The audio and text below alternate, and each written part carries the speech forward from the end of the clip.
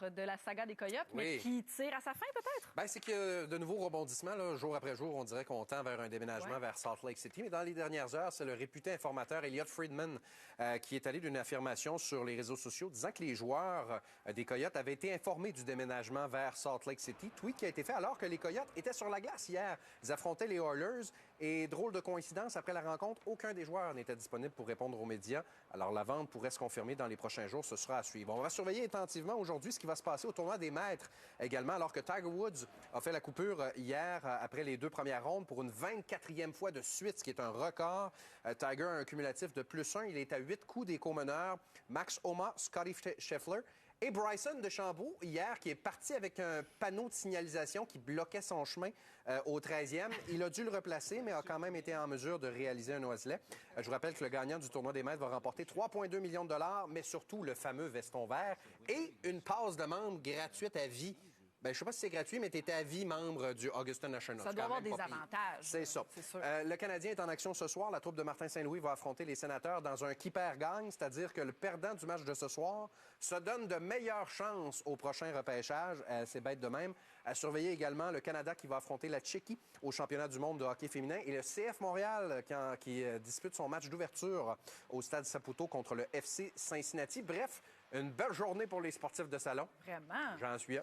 Ça va être la fun. Ça va être bien occupé cette journée-là. C'est ça. Et pour les cinéphiles, bien, on a quand même du choix en fin de semaine. Et il y a un film qui est à l'affiche seulement en fin de semaine. Oui, pour les cinéphiles de cinéma et non pas de salon. Oui. Alors, c'est tout à fait possible d'aller voir, oui, juste cette fin de semaine, ce qui veut dire encore aujourd'hui et demain, ce magnifique film qui est Harmonium symphonique, Histoire sans parole. On ressort complètement enchanté de cette captation du concert d'Harmonium symphonique. C'est un paquet d'émotions là, qui se font réveiller là-dedans, puisque bon, on le sait, quand Nicolas Lemieux, le président de GSI Musique, a eu cette idée-là, il n'a pas lésiné sur les moyens. Il en a fait un spectacle magistral. Et je pense que pour chacun de nous, peu importe la génération à laquelle on appartient, puis c'est le cas pour nous trois ici, là, Harmonium, on n'a pas connu là, les années cultes, les années phares. Sauf que c'est tellement monumental que les chansons, on les connaît toutes. Ça a bercé des parties de nos vies. Ça continue de le faire. Alors, les chansons d'Harmonium qui sont déjà très denses, d'ajouter un orchestre symphonique à tout ça, c'est foudroyant de beauté. On entend bien sûr un musicien parmi tant d'autres pour un instant, avec les voix de Luce Dufault, de Kim Richardson, le chœur des jeunes de Laval aussi. Et quand Serge Postigo débarque sur scène, ému, ça nous émeut, nous aussi. C'est impossible de demeurer insensible. Le réalisateur Benoît Giguère qui a fait une captation qui fait qu'on a le cœur qui bat au rythme du son et de l'image. La musique est habillée par des images projetés qui sont derrière l'orchestre. On voit des enfants qui arrivent, qui sont habillés en lapin, par exemple. C'est une mise en scène vraiment très belle de Marcella Grimaud qui a travaillé, entre autres, avec Taylor Swift, avec Pink, avec le Cirque du Soleil, avec les Backstreet Boys.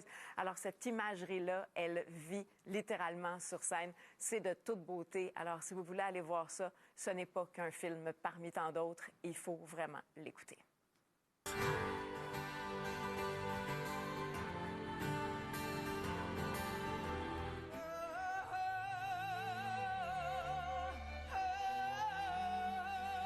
Là, je comprends qu'avec les producteurs récemment, on a dit Serge Postigo, là. C'est sûr que c'est mêlant tout ça. J'ai fait un beau lapsus, là. Je connais très bien Serge Thierry. Écrivez-moi pas pour ça. Parce que les producteurs, j'en ai pas assez parlé, de la comédie musicale, je trouvais. Donc, je me suis dit, ben, on va le transposer là aussi. Moi, je réfléchissais, puis j'étais Serge Postigo. Je cherchais. Serge Postigo, bien connu. Serge Postigo d'Harmonium. On va te sortir de là. On va aller voir Félix à la météo avec de la douceur, surtout. Je pense que c'est ce qui va retenir l'attention en fait.